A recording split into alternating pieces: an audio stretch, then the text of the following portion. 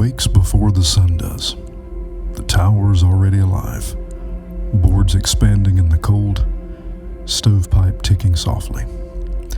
Outside, the Sierra air hangs thin and blue, the kind of silence you can see. This is North Lookout, built in 1952, 30 feet above a world of granite and pine. And this is 1994, the year Forrest Gump filled movie theaters, the year Ace of Base owned every gas station radio. Down below, somewhere between Redding and Quincy, people are talking about the internet like it's a rumor. Up here, the world still runs on pencil, compass, and coffee. He sits up, pulls on wool socks, and listens to nothing. The one sound that still means everything's fine.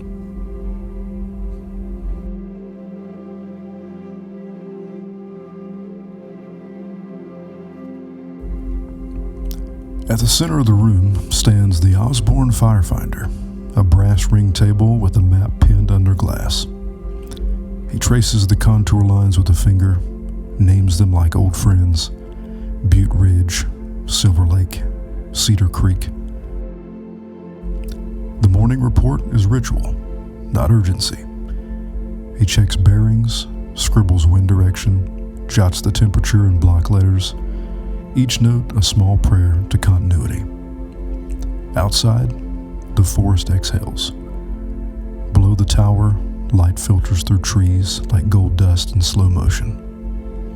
He flips the page of his notebook, date already stamped, August 17th, 1994. Next to it, visibility clear. Binoculars rise, slow and practiced.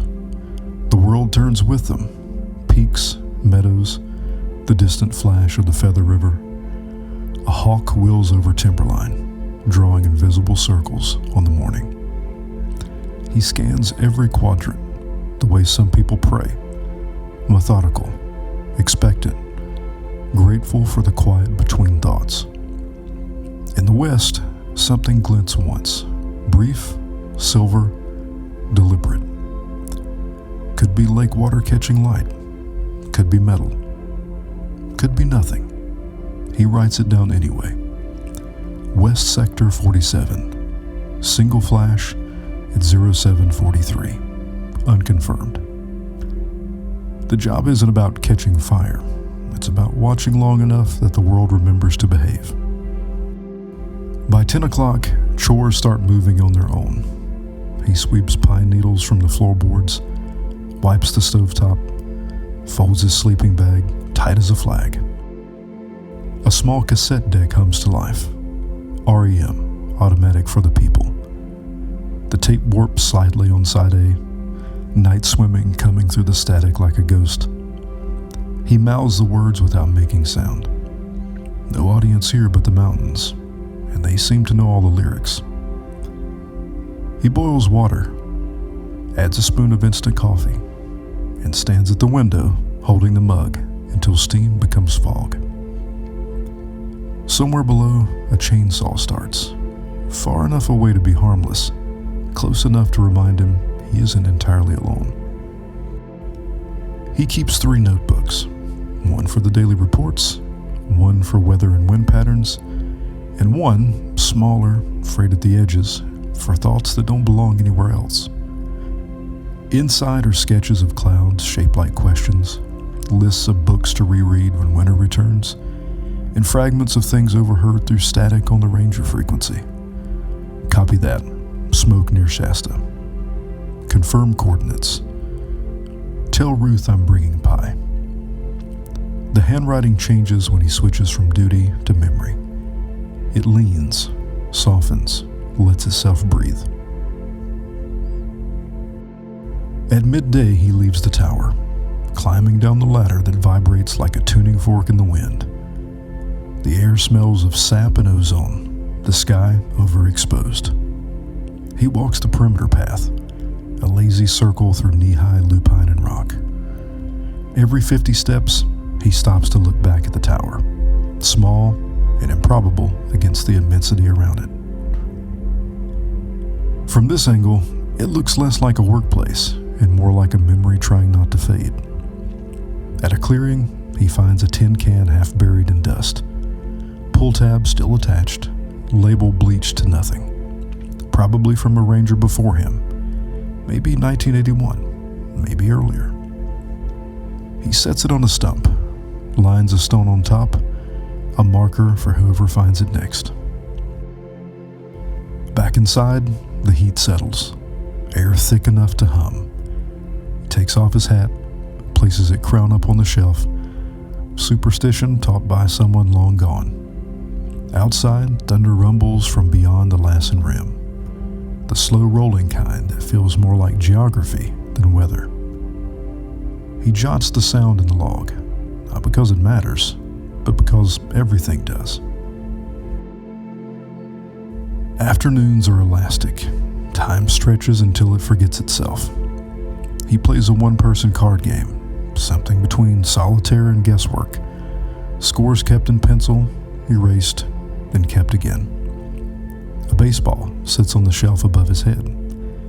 He takes it down, tosses it upward, catches it on the soft rhythm of habit. Each toss a punctuation mark in an unspoken sentence. The radio murmurs a station from Chico, half static, half Nirvana's Come As You Are. The 90s trying to find their way even up here. He turns the volume low enough that the music folds into the wind. Light changes first on the distant granite faces, those enormous mirrors holding the day's last warmth. He makes another sweep with the binoculars. Same route, same patience. North Ridge, clear. East Slope, a bear moving slowly through Manzanita.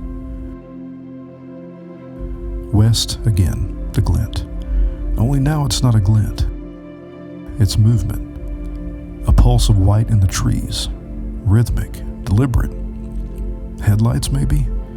But there's no road, not for 10 miles. He lowers the binoculars. The light fades. He writes nothing this time.